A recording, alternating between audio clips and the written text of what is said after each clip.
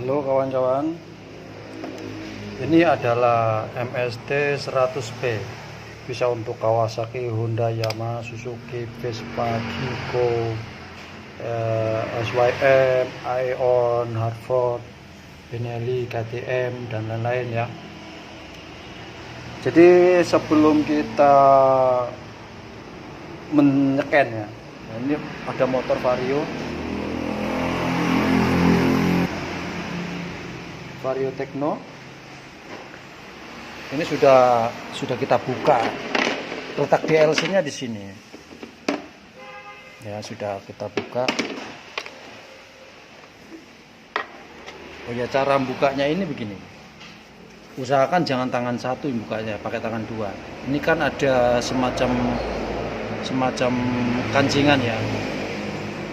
Ini bisa ditekan seperti ini. Ini kan nempel di sini.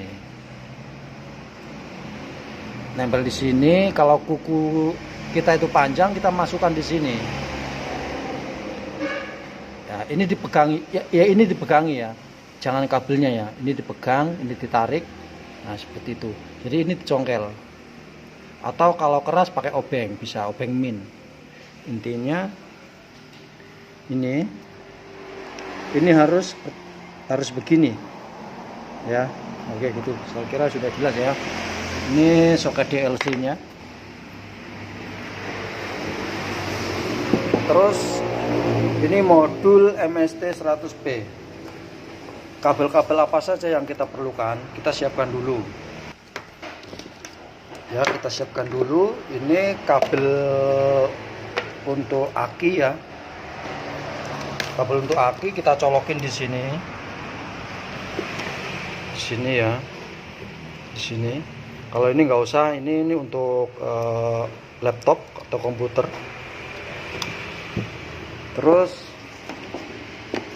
ini main kabel itu kabel utama, Terus ini adalah dari sini ya, dari sini adalah untuk Honda, untuk soketnya Honda. Kalau ini soket Yamaha. Ini banyak sekali ya, kabel-kabelnya ada satu kotak.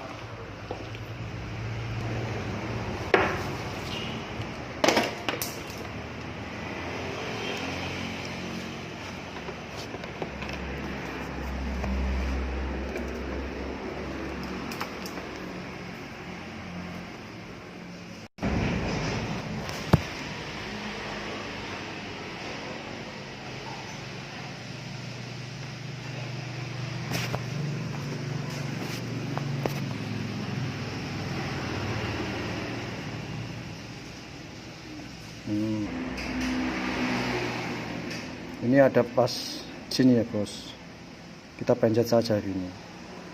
Ini sudah oke. Terus kabel akinya yang plus kita pasangkan di sini. Walaupun tanpa ini juga nggak apa-apa sebetulnya. Jadi begini, nah ini misal saya cabut, ini akan mati. Oh. Jadi ini kabel power saja fungsinya. Saya pasang, nah dia akan hidup. Padahal ini kan minnya tidak kita pasang. Kita pasang juga nggak masalah. Ini juga berfungsi sebagai min, gitu guys. Oke. Ini motor belum kita on kan. Ini diagnosa analisa pengaturan versi perangkat signal generator. Kita bahas dulu yang ini. Diagnosa analisa. Ini untuk menganalisa motor ini ya. Pengaturan ini alat ini sebetulnya nomor 2 ini nggak usah kita abaikan saja. Pengaturan alat ini maksudnya ya. Kayak ini contohnya. Suaranya dibikin aktif atau tidak. Bahasanya dibikin bahasa Indonesia atau bahasa mana ya. Bahasa Arab juga boleh kalau ada ini. Nah, ini nggak usah. Pengaturan waktu dan tanggal, kita klik enter. Nah, ini tanggal berapa hari ini misalkan. Oke. Tuh, versi perangkat. Ini versi perangkat yang V3,0 sekian. Ini versinya V3. Nah, ini ya. Ini keluaran 2018. Sekarang beda lagi, Bos. Oke, gitu aja. Terus kita keluar. Ini ya, keluar sinyal generator. Sinyal generator ini apa? Nah, ini untuk biasanya untuk kalau Honda kan tidak bisa tes aktuator. Aktuator itu apa saja? Atau definisi aktuatornya ya. Definisi aktuator itu adalah suatu alat atau modul yang merubah energi listrik menjadi energi mekanik. Contoh aktuator, injektor, terus VVA coil juga termasuk, boleh dibilang aktuator dan lain-lain. Intinya suatu spare part yang bisa bergerak. Nah, itu disebut aktuator, atau walaupun tidak bergerak, dia bekerja gimana ya istilahnya ya. Contoh nih kayak coil kan, coil kalau kita kasih arus, kita kasih sinyal kan, dia mengeluarkan arus yang gede, tegangan yang besar. Ya, gitu aja. Jadi ini kita bahas kalau sampean sudah punya alat ini. Kita bahas kalau sudah punya alat ini. Oke, kita langsung ke cara pemakaian. Ini sudah tersambung, usahakan kabelnya itu jangan begini ya guys. Usahakan kabelnya itu lurus. Nah, kabelnya tidak nekuk ya. Ini juga jangan boleh nekuk ini guys. Dan ini juga nggak boleh nekuk ya. Kalau kabel sering nekuk itu sering putus, banyak kasus masalahnya. Kabel nekuk, sinyal dari motor tidak bisa masuk ke scanner. Oke, kita kontak on.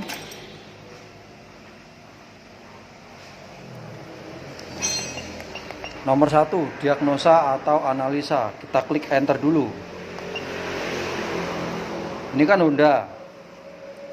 Ini banyak macam ya, Honda, SYM, Kimco, Yamaha, Suzuki, Aeon, PGO, Harford, terus Benelli, GCM, Kawasaki, Vespa, terus ini PX, OBD2. Nah, OBD2 ini untuk motor-motor yang sekarang, yang protokolnya pakai protokol OBD2. Oke, kita bahas nanti aja. Sekarang ini kita Honda, enter, klik enter ya. Kita pilih bahasa, ini nomor 6, bahasa Indonesia.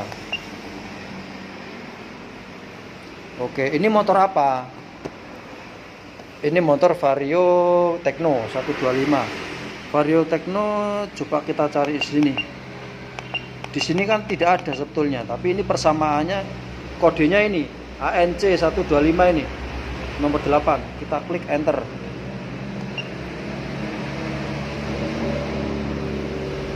Nah,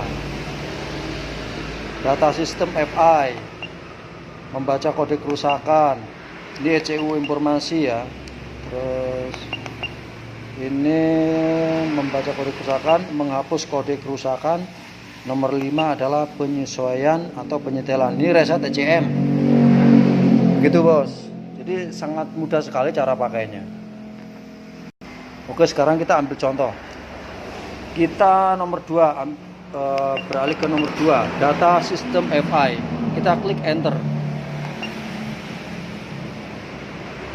Nah, di sini putaran mesin 0 rpm karena mesin ini tidak kita hidupkan. Temperatur radiatornya 32, bukaan gas 0. Ini bukan gas 0. Nah, kalau saya putar seperti ini mentok 78 derajat. Injektornya 0 ms millisecond.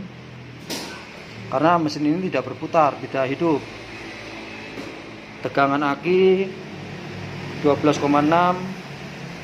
temperatur radiator dalam volt ini 2,5, bukaan gas 4,8. Ini halaman 1. Kalau halaman 2 ini kan ada tulisannya ini, dalam kurung 1 garis miring 3. Berarti halaman ini nanti ada 3 halaman. Ini halaman yang pertama. Halaman yang kedua, nah ini sudah berubah jadi 2. Halaman yang kedua, ini O2 sensor, satuannya volt, debit BBM, pompa BBM. Karena motor ini mati, ya nggak bisa on, nggak ada tulisan on di sini, standar samping dan lain-lain ya. Coba kita pindah halaman 3, klik kanan. Nah ini altitude, sinyal pengecekan, lampu indikasi, AVR, fuel trim. Ini mentok 3 dari 3. Oke. Beda motor terkadang halaman beda. Contoh yang kemarin yang lebih kompleks itu motor Benelli ya. Di sini kalau nggak salah, lupa saya ya, ada 8 mungkin ya, 8 atau 12 halaman ya untuk Benelli. Jadi intinya beda motor, beda halaman, beda jumlah halaman, begitu bos. Oke, ini hanya basic cara pakainya saja. Boleh klik ini, boleh klik ini. Kalau klik ini langsung ke angka 1. Ya, kita tes motor, kita hidupkan.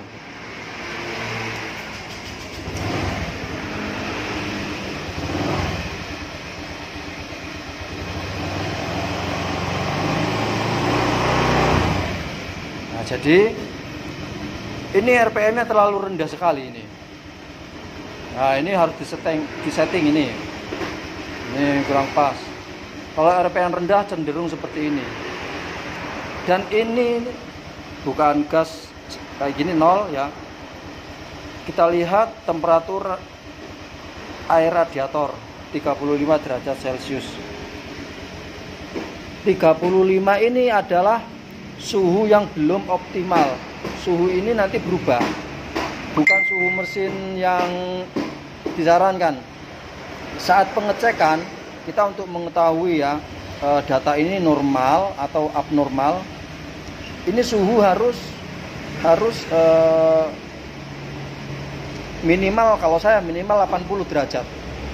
Ini harus kita tunggu 80 derajat atau 85 lah ya. Ini tidak boleh kita bilang motor ini tidak normal, motor ini normal, tidak boleh. Kita belum bisa memutuskan. Ini juga kita belum bisa memutuskan. Nah, kita belum bisa memutuskan ini motor normal atau tidak. Soalnya apa? Suhunya masih belum mencapai suhu maksimal, suhu optimumnya mesin, suhu kerja mesin. Ini masih suhu 41. Harus suhu 4 sampai 80 minimal ya. Itu bos. Nah nanti ini bagaimana nyetingnya, ini artinya apa, Nah kita bahas kalau sampai sudah ada scannernya.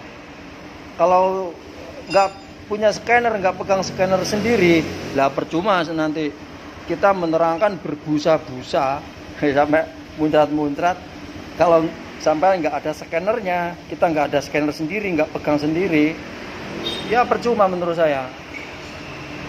Sama juga belajar mengingat-ingat, belajar di awang-awang. Nah, itu nggak mungkin langsung nggak mungkin tersimpan di memori. Saya yakin itu nggak mungkin. Syaratnya harus ada scanner. Kita praktek tiap hari. Kita bahas temperatur radiatornya sekian derajat Celcius. Ini ada lagi temperatur air radiatornya sekian volt. Nah, ini maksudnya apa? Nah, ini ada artinya sendiri ini. Nah, ini contohnya temperatur radiator 49. Injektor sudah berubah nih. Sudah berubah di angka 2,93. Intinya begitu. Ini belum bisa dibilang data normal. Data normal atau data tidak normal, tidak boleh dibilang begitu. Suhunya belum mencapai suhu optimum, suhu kerja mesin. Ini juga AVR ini ini belum bisa kita putuskan normal atau tidaknya ya. Kita tunggu.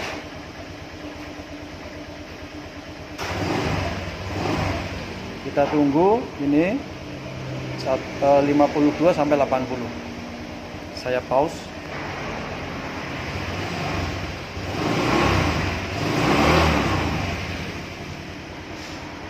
Nanti juga cara mereset reset ECM atau ECU untuk mereset kode kerusakan dan lain-lain.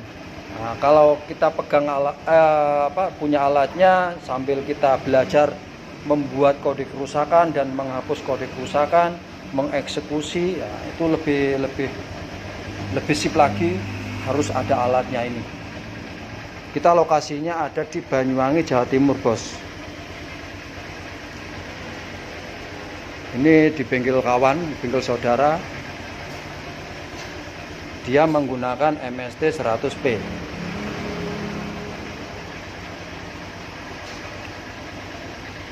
Nah, alhamdulillah ya rame-rame ya, karena itu tadi alat ini sangat membantu kita untuk untuk mendeteksi suatu trouble ya. Melihat data-data ini nanti kita bisa menyimpulkan, walaupun tidak ada data kode kerusakan di mesin, kita nanti bisa memperkirakan, menyimpulkan, oh ini yang rusak, yang kurang normal ininya, dan seterusnya. Jadi kalau punya alat ini kita belajar, ini boleh dikatakan guru kita belajar di alat ini, belajar kasus, intinya begitu.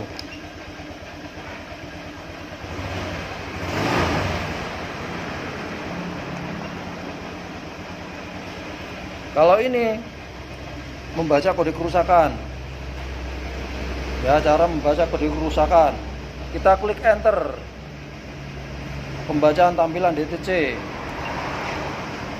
tidak ada kode kerusakan. Buktinya ini, di sini tidak ada kode mil yang menyala, ya, tidak ada kode mil yang menyala.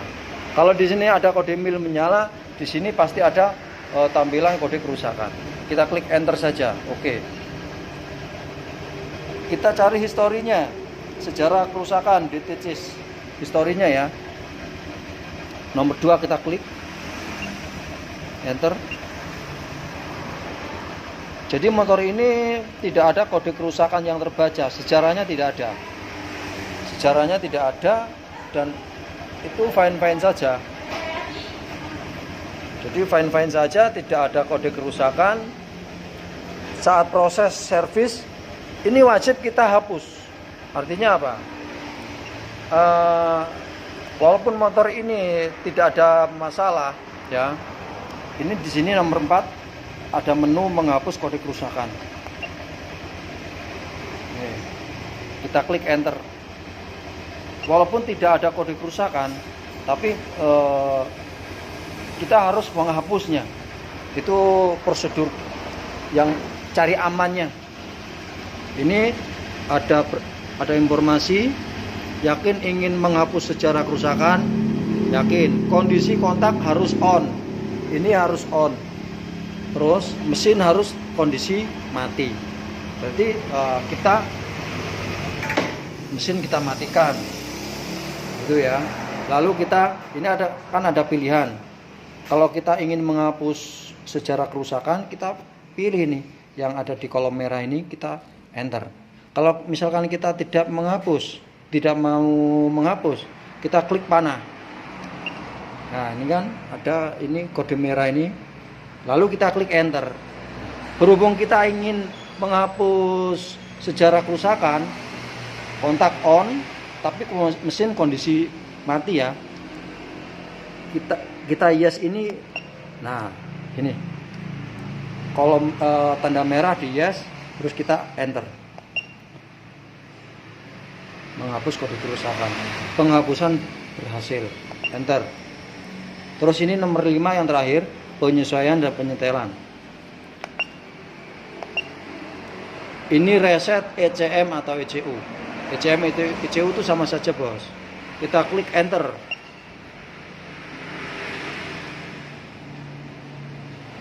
Ada beberapa kendaraan. Setelah reset ECM dibutuhkan inisialisasi learning. Lanjutkan. Nah, oke, kita bahas dulu. Ini fungsinya aki ini ya, saluran dari baterai ini ya. Ini sebetulnya kalau tanpa ini juga nggak apa-apa. Tapi kalau kita reset, kunci kontak kan harus kita matikan nanti.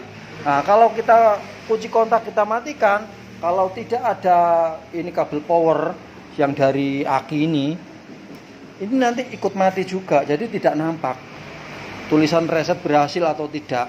Tapi intinya resetnya tetap berhasil. Hanya saja kita tidak mengetahui informasinya karena alat ini nanti mati. Tapi secara otomatis reset sudah berhasil. Gitu. Oke, sekarang kita reset. Lanjut, yes, enter.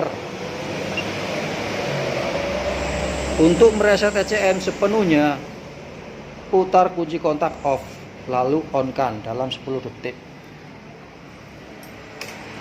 Oke, ini kan sudah kita matikan, ya kan? Deteksi kontak off. Putar kunci kontak on. Nah, deteksi kontak off. Lalu putar kunci kontak on. Kita putar kontak on.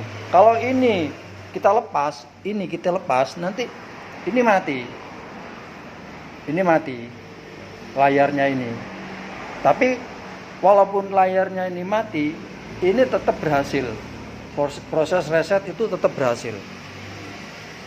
Sengaja ini saya pasang kabel power biar tahu apa nanti informasi yang ada di tampilan. Kita kontak on. Nah, reset ECM berhasil. Perintah pembersihan PGMFI telah selesai. Kita klik enter. Artinya ini sudah direset. Ini adalah basic cara pakai MSD 100. Adapun nanti trouble di lapangan banyak sekali ya macamnya. Trouble di lapangan, trouble TPS. Nah, ayo coba kita kita buka satu saja. Kita bahas yang TPS. Soalnya sering terjadi ini. Bukan gas. Ya. Kita gas di sini. Nah. Coba bukaan gas di sini yang kuning ini ya 73,5 derajat. Ini berubah-berubah, bukaan gas ini berubah-berubah. Ini sering kasus. Ini berubah-berubah. Apa artinya? Ya kita bahas kalau sampean sudah ada ininya, sudah alatnya ini. Kenapa bisa begini? Kenapa harus begini? Ya. Oke. Cara untuk mendeteksi TPS yang rusak. Kita klik enter. Nah, kadang buaan gas ini ya, kita mendeteksi ini kita tidak tahu ini berapa ini jeda atau berapa sudut yang terputus. Tapi kalau kita pakai grafik osiloskop, ini contohnya. Ya, grafik osiloskop seperti ini. Nah, ini terus kalau ini sampai terputus misalkan ini putusnya di angka 25,5 derajat. Nah, ini berarti misalkan putus begini, nggak ada lagi sinyalnya, tiba-tiba kita tarik ada lagi seperti ini. Nah, itu berarti TPS-nya sudah rusak. Pakai menu grafik osiloskop ini adalah cara yang paling mudah dan sangat membantu kita. Kalau kita hanya melihat ini, kita kebanyakan tidak akan mata kita tidak akan sejeli oleh grafik ini. Kalau grafik ini ya, kan ketahuan nanti sinyalnya putus atau enggak. Nah, ya kan? Ini kalau kita naikkan terus, kita gas terus seperti itu dan seterusnya. salah satu contohnya. Ada yang menu yang ada di MSD 100 ini. Kita ada di Banyuwangi ya, lokasi kita Banyuwangi, Jawa Timur. Di Jawa Tengah juga ada. Silakan datang langsung ke kami. Monggo. Atau apa, pelatihan via online praktisnya biar menghemat energi dan biaya. Gitu bos. Ini sudah kita reset motor ini, sudah kita clear historinya, tidak ada masalah. Motor ini kita katakan sehat, tidak ada kendala apapun. Begitu. Oke, terima kasih.